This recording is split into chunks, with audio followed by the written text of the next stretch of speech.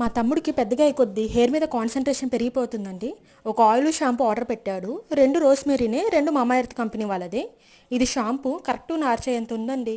దీని కాస్ట్ చూద్దాము. 349 రూపీస్ అంట. దీనికో లాక్ సిస్టమ్ కూడా ఉంది. ఇది తీస్తేనే ఓపెన్ అవుతుందేమో మరి. ఇది తీసేసాను. ఒత్తితే పడేటట్టే ఉందండి.